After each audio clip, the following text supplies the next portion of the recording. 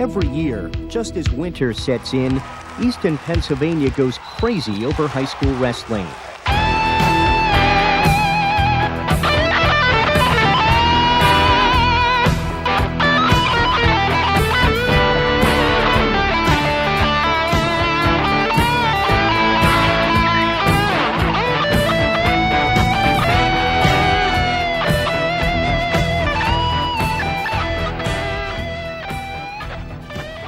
The thing about Easton wrestling is that it's not just the kids that are here today, but it's their parents that were involved, their grandparents that have been involved.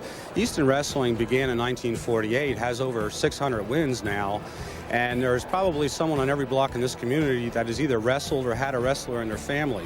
Easton, certainly, the word community kind of sums it up. It is just a great, great community that supports kids, supports athletics, supports academics, and they know where their kids are and what they're doing. The wrestling program in Easton is just stands out from any program anywhere in the country.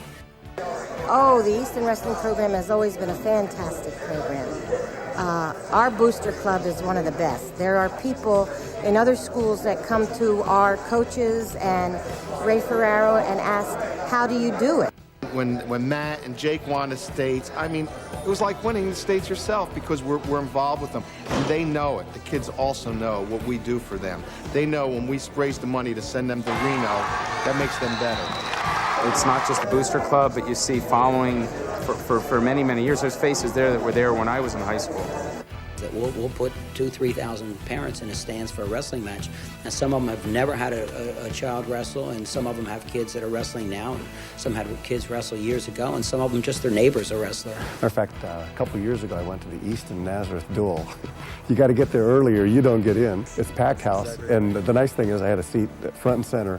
And I tell you what, there's nothing like Lehigh Valley Wrestling, and there's nothing like Easton Nazareth going at it, or Easton Phillipsburg, or any of those schools, because, boy, I tell you what, they draw in the people, and it's exciting. They wanted to start this wrestling program, and of course, I was chosen to be the wrestling coach. And we started right from scratch. And I had kids that came out from all over Easton and the surrounding areas.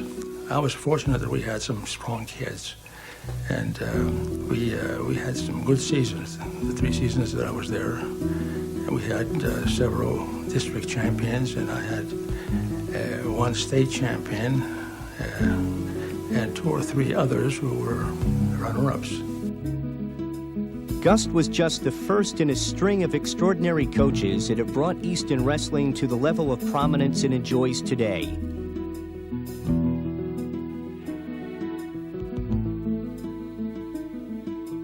Well, I started here in 1951, and for 5 years I was Charlie Bartlett's assistant.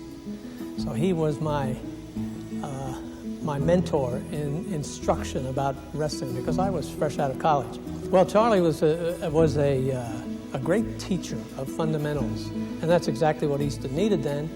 There was 1 midget team, and at that time, and he could simplify the basic moves of wrestling to the point that kids could learn. Craig Fox, who I was only with for 1 year, became a state champion.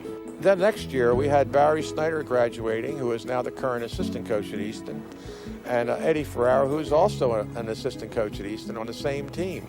Well, that team was really a terrific team. They had 5 district champions, and you had to win to advance, 5 regional champions, and Chico Lutz, another member of that team, and the most exciting wrestler I ever coached as far as action.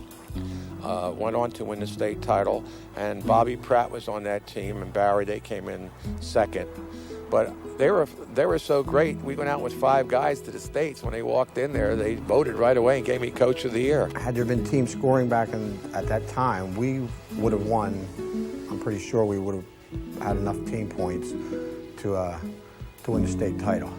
It was very rare to have 2 or 3 guys in the States, and we walked out there with 5 guys.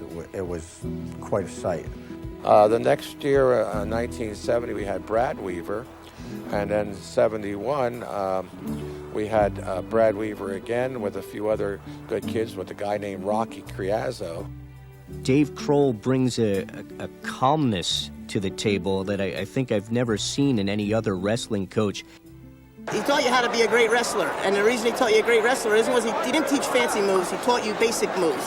And he taught you to do the little things, that were simple to do right. It's not just one area of wrestling where you can improve. There's so many different areas. So someone that has a good, solid, strong personal characteristics are going to be the ones that will probably succeed because they're going to find a way to do it. I've always said that even coaches themselves really have no excuses not to be successful wrestling if they're really motivated. Dave Kroll, he's been like a father figure to me. Whenever I have a problem or question, I don't hesitate to give Dave a call. Current coach Steve Powell has continued the legacy of success. With the tradition and the pride in the program, kids are glad to be state champs and they're glad to be varsity, but they're also honored to be the JV kid and be a part of the room and realize that with the hard work and improvement that someday they'll be the starting guy and get the chance at a state championship. Dozens of champions have wrestled for Easton since the program began 53 years ago. It's a well-known fact throughout the country that the best wrestling in the country is in the Lehigh Valley. And if you were to push people for a school, I would guarantee that the majority would tell you that the best wrestling is at Easton High School. People really look to Easton itself, I think, as kind of the model of high school wrestling in a way, and they say, well, how do you do it in Easton? Because that's the way it must be done the best, because they consistently produce champions year in and year out. Not just champions, but championship teams. And that, to me, is a tribute to the program. It's not just individuals, but it's whole teams that come in and year out. I went out to school out by Pittsburgh, but I've been to other places, and when they see my Easton wrestling jacket, people come right up to me and they say, "You're from Easton. I've seen you guys wrestle down in Delaware. I saw you guys out in Reno." And people everybody around the country has heard of Easton wrestling no matter where you go. Many outstanding wrestlers, not just from Easton, but from other areas of the Valley, got their start in midget or little league wrestling in the Penn Jersey League at St. Anthony's. St. Anthony's tradition is found throughout the whole Lehigh Valley. Easton's throughout the whole country. Our goal is that someday we want to see their names up on the board when we come to Easton High School. And we want to see them wrestling varsity for Easton. That's what we want. They really work hard. They do. I wrestled for St. Anthony's Youth Center, and back at that time, it was the first league that was formed in the United States. It was called the Penn Jersey League. And we were all basketball players. And this director, Tom Buba, took us off the basketball court to wrestle. And that's pretty much how it started. I do remember one time, Dick used to run a tournament of midgets, and the way the tournament was run, sometimes two boys on the same team, like the same St. Anthony's team, had to wrestle each other. And one year, Ricky Thompson and Rocky Criazzo had to wrestle each other. And it was very difficult for Dick and for those of us who were fans of both boys. But they had to go into overtime, and Ricky Thompson won. But I remember Dick holding his arms out to both of them and hugging them. Feeder program, what we try to teach the kids is discipline, technique-wise, hard work, and stay with just to stay with it. We practice hard and we practice every day just so they get the feel for what it's going to be like as they move up into the different levels of wrestling for Easton. In the 50-plus years of Easton wrestling, there have been dozens of extraordinary wrestlers and memorable contests. Command of technique is characteristic of Red Rover wrestling.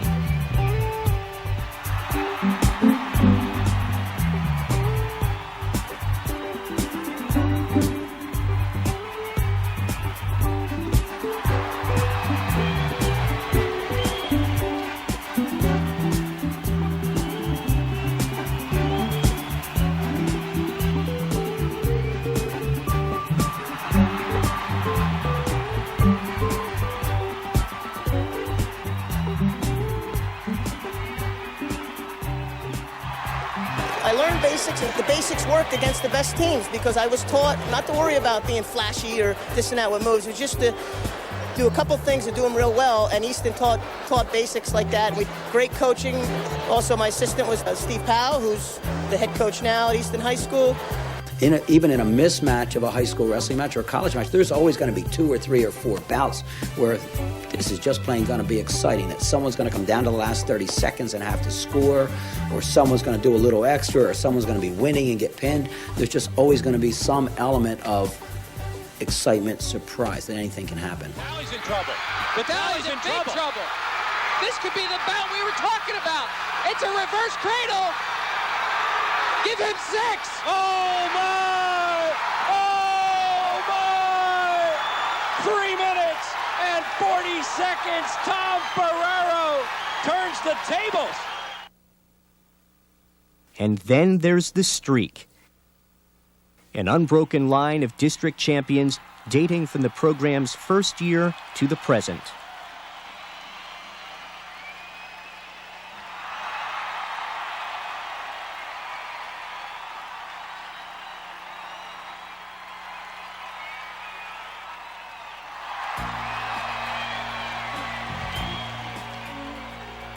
The wrestlers want to advance. They want to make sure that they're in the top 3 or 4 or whatever it takes to get to the next round.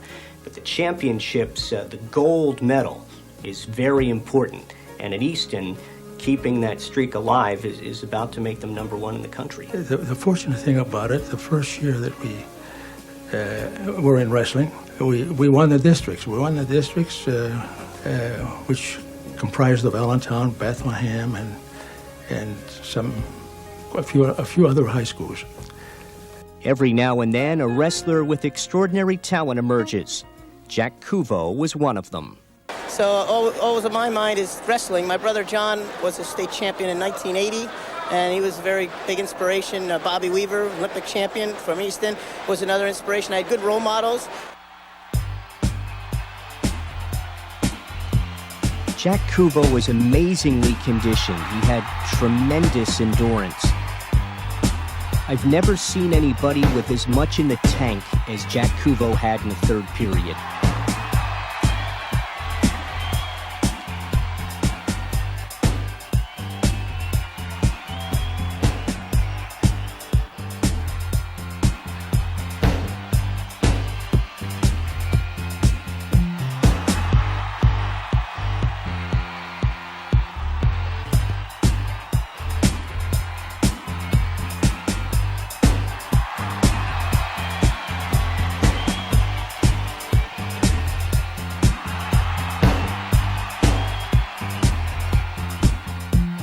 And then, of course, there was Bobby Weaver, Easton's own Olympic gold medal winner. Well, the first Easton wrestler I heard of was actually Bobby Weaver. I was working the '84 Olympic Games, and Bobby Weaver was on the team. He was from Lehigh University and also from Easton, and he's the hometown great, actually, one of the best to ever come out of the Valley.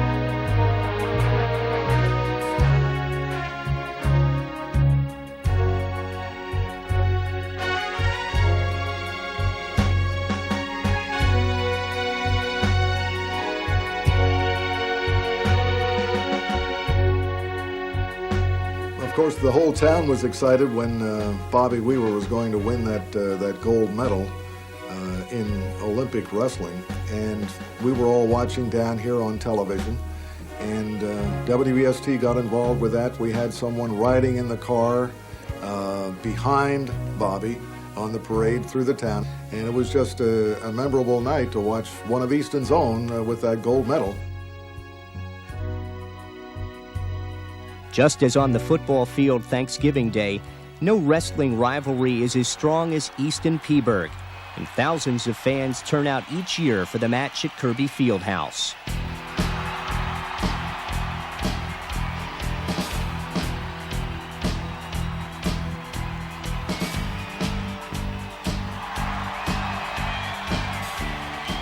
Well, the Easton-Phillipsburg wrestling match is like every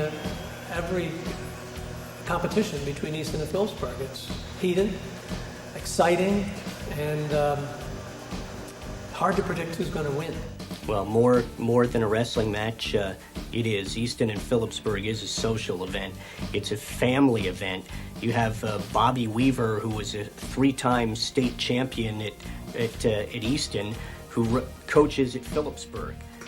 One thing Phillipsburg has going for us tonight is it's an even year, because Phillipsburg has not beaten Easton on an odd year since 1971. It's going to be a great match, and I look forward to it. And Coach Paterno used to say that hay's in the barn at this point, and win or lose, they know that they've given a great effort, and I hope we all can be satisfied with tonight's match. Oklahoma wrestled Iowa State and beat them in front of a crowd of 600 to 800 people. Lehigh Valley, you would have that for Easton and Phillipsburg playing chess. We've brought people here to this match who don't know anything about wrestling, who've never experienced high school wrestling like this. And it's just a spectacle. Tonight's Easton-Phillipsburg wrestling, and there's no finer sporting event around. No matter what sport Easton-Phillipsburg plays, there's always a heightened anticipation. And all I can say is, let's beat Peaburg. Oh, say does that star-spangled banner yet wave for the land of the free and the home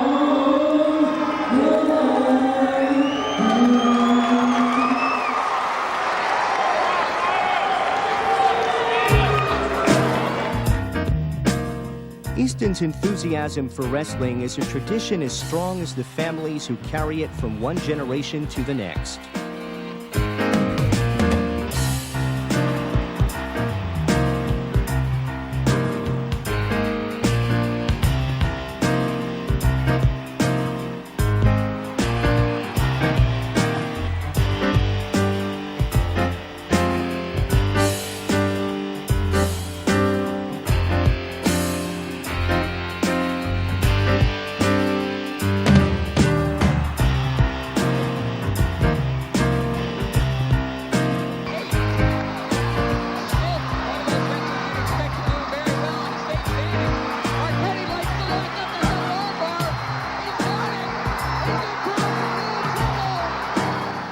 When we would go to Gus King's pizza shop and we'd have a slice of pizza, someone would come in and maybe pay for the pizza for you.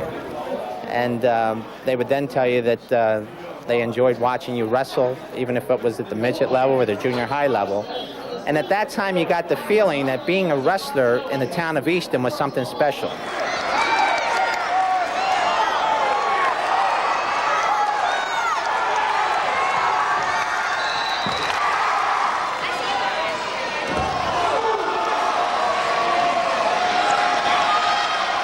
A lot of times tradition includes generation-to-generation participation. And this really makes it great, because then the next generation is stronger and better, and it's a challenge to the old man to see his kid out there winning more medals than he did. But it's a great thrill to see your own son, come through and participate and be a champion. My brother Bill wrestled 2 years ahead of me. He was captain of his team senior year. My cousin Gary had stopped wrestling by the time he was in high school. As I got a little older, my younger brother Russ followed along, and he was a pretty fair wrestler himself. He placed third in the States, and he was a very, very good wrestler in his own right. But my son and my brother's son, Russell, both wrestled at Easton. My son was a state champ, and Russell was a very good wrestler himself. So the family has been involved with Easton wrestling for a long time. I came through Forks Township, and I got started there just by kids in the neighborhood that were involved in wrestling, and my older brother. And originally I was going to go out for basketball when I was 7. And I just followed my brother one day to practice, and I just never stopped. I mean, as a wrestler myself, I was just always pumped up. And now seeing the other side of Easton versus Nazareth, I mean, I love it. There's certainly tradition, but I think you have to use the word like heritage is there, that you've been an Easton wrestler. I don't think we've ever had someone graduate and not come back the next year at Thanksgiving and Christmas and work out in the room. It gets inside of you, and you just want to be a part of it.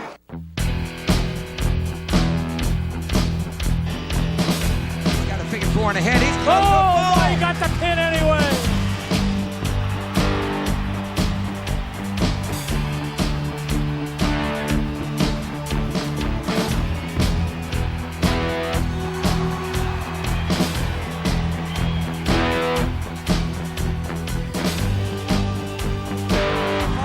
Lateral drop by Brown has Krecker in big trouble. A pin here would be big. Krecker is in trouble. Brown is a finisher.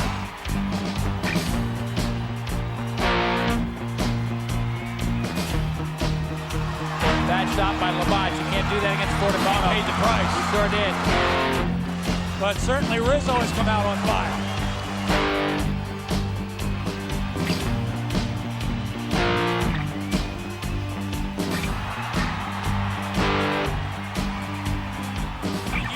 That Eric Donaldson is in some serious trouble. Oh my, the fall at 59 seconds by Matt Lear. Matt Lear with a tremendous effort by the Red Rovers.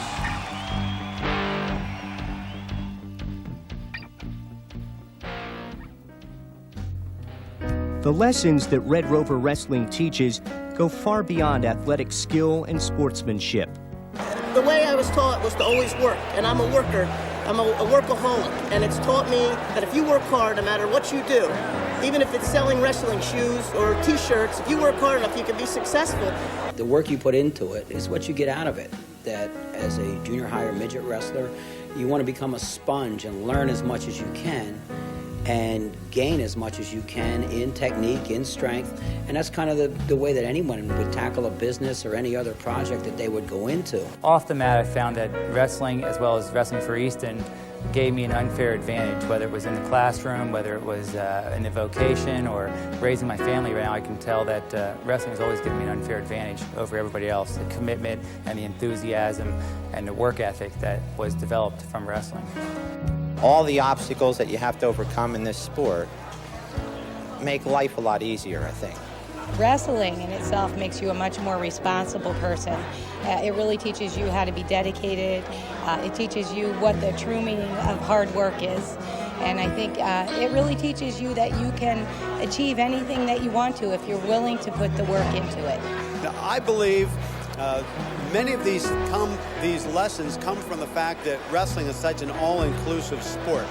There's nowhere, it's not just the gifted athlete that is the successful one.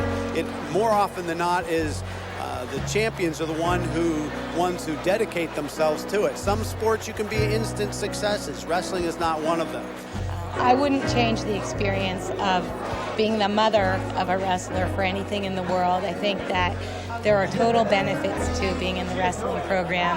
It builds self-confidence. It actually just makes you a more well-rounded person, and I think it was a wonderful experience for Jake, my husband, and I.